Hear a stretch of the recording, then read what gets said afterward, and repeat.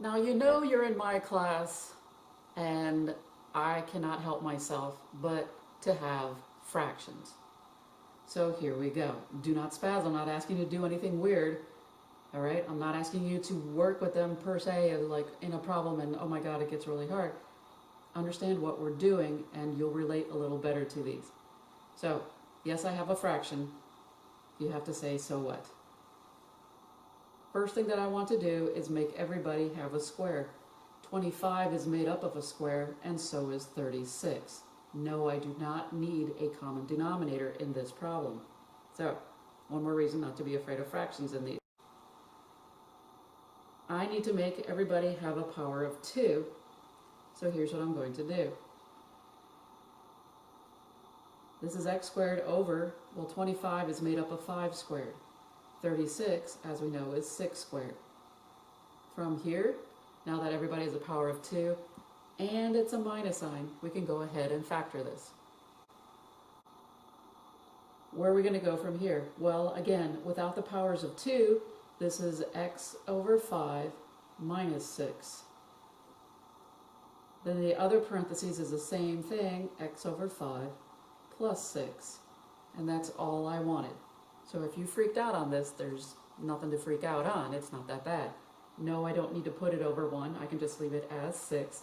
No, I don't need a common denominator. Just leave it. Told you it wasn't that bad. Now that you know what to expect, then we can do this problem where I got denominators everywhere, fractions going on.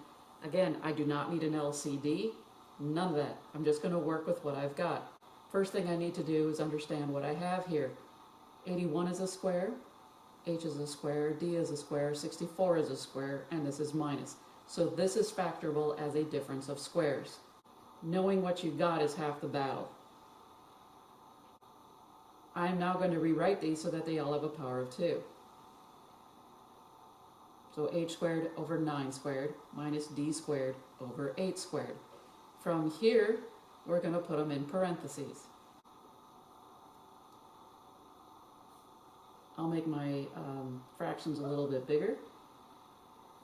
I'm going to, in the first set of parentheses, write these all out without powers of 2. This is h over 9 minus d over 8. If this is a minus, then I'm going to write the exact same thing over here, but with a plus sign. This is h over 9 plus d over 8. And that's all I wanted. You don't have to do anything else to it. Do not spaz in this section. Fractions are good. All right, we have h to the negative 2 over y to the negative 2 minus 36 to the negative 1 times m squared over u squared. Here's the deal.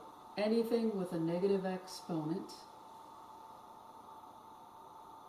gets moved. Anything that is positive stays put because we like positive exponents in math. So the one thing that's going to move are the negative exponents. So if it's negative in the denominator, when I move it to the numerator, it becomes positive. If it is negative in the numerator, it becomes positive in the denominator. Those are the only ones that move. So it goes into the opposite place of where it's at. We will end up with y squared up on top, positive exponent. H squared is now in my denominator. M squared stayed put. U squared stayed put. 36 was the only one that moved, and so we put it there. Notice that 36 has an exponent of 1, but as we know, 36 is really a power of 2, and that's my next step. I rewrote 36 as 6 squared. This now looks like a difference of squares, and that's exactly what this is. There's nothing funky going on with my powers or anything. They're all a power of 2. So what do? Use the difference of squares. Y over h minus m over 6u, y over h plus m over 6u. And that is it. It only looks bad with negative exponents, but it's really not. This is my final answer. Another example, I have 121 n to the negative 2 minus k squared over c to the negative 2. Because this is a negative 2 up with the 121, I'm going to start to make this a fraction, because if it is negative up on top, when I place this down below, it'll become positive. This c to the negative 2, since it is negative down below, will become positive when it's up above. So right now as it stands, the positives, the 121 and the k squared, remain where they are. I only move the negative exponents so that they become positive. I move the n to the denominator, and I move the c to the negative 2 to my numerator, where it's now c squared. All of my exponents are now positive. You can, if you so wish, write this as a fraction, but it is not necessary when we're doing difference of squares. Before I move on to the difference of squares, what I am going to do is change the 121 so that it has a power of 2. Now everything in my problem has a power of 2. Perfect. I'm now going to use the difference of squares. I have 11 over n minus kc, 11 over n plus kc. And that's it. That's all I get to do. Alright, so we've got this lovely example here. No negative exponents, so far so good. Now this is going to be a difference of squares. Now how do I know that? 25 is really 5 squared. And notice when I do that, every single power that I've got is even. So that's telling me, besides this minus sign, that this is a difference of squares. So what we're going to do is ignore all of the powers of 4. And all you're going to do is pretend that what you've got is a squared over d squared minus 5 squared over t squared.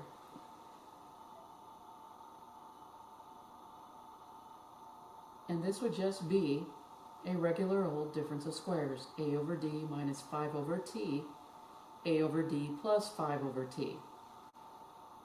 The only thing that we have to worry about are the t's and the a's. As we notice, a has a power of 4. T has a power of 4, so what are we going to do? Well, what's half of 4? 2, so I'm going to put a 2 on one a and a 2 on the other. Half of 4 on the t is 2 on one t and 2 on the other. And that's as far as we can go. This is not a difference of squares anymore, because this has a power of 1 and this has a power of 1.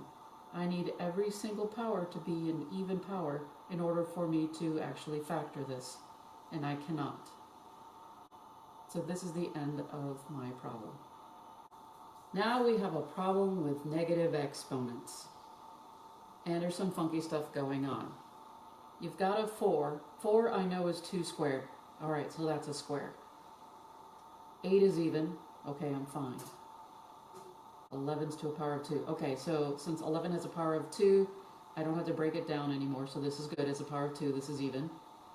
8 is also even, so this is fine. The only thing that I have to move are the negative exponents. This 4 has a power of 1. This is positive. This will stay. Anything with a positive exponent where it's at right now will stay. Anything with a negative exponent is going to go in the denominator. Let's see how this works. So let's try this. W to the 8c, because it was negative in the numerator, becomes positive when it goes down in the denominator. And once it does go into the denominator, it becomes positive. That's just the way it works. Same thing goes with this one. It was negative in the numerator. When I shove it down in the denominator, it becomes a positive 8t for r. If it is positive in the numerator, it stays put, so the 4 stayed. 11 to the power of 2, this is a positive 2, it stayed in the numerator. Now you're working with fractions once again. Here's what we're going to do. I'm going to break the 4 down, because 4 was not a square, so I broke it down into 2 squared. Everything else remained the same. Notice that all of my exponents are even. I have 2, 2, 8, and 8. The t and the c do not bother me. That's an afterthought. From here, I'm going to pretend that this is just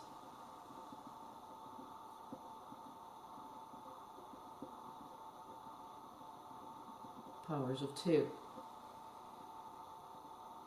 This is what it would look like if it had powers of 2. It would be 2 over r minus 11 over w, 2 over r plus 11 over w. The good news is the 11 and the 2 are finished. We don't have to do anything with those whatsoever. The only ones that we're worried about right now are the r and the w, because those had an 8 and they also had a variable associated with it. So, one more time. We pretended everybody had a power of 2 were at this stage. I only have to worry about these two guys right here. So what is half of 8? Oops. Half of 8 is 4. So it's going to be an even split of 4s for the r's and for the w's. Every single r and every single w will get a 4. Half of 4, an even split of 8 is 4. The only difference is that the r's contain a t and the w's contain a c. Well, how do we correct that? We place the t's and the c's as an afterthought. You just tag them on with the 4 and call that good.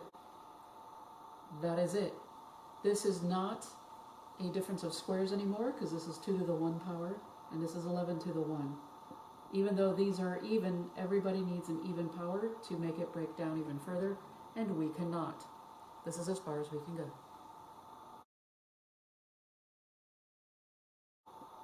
All right.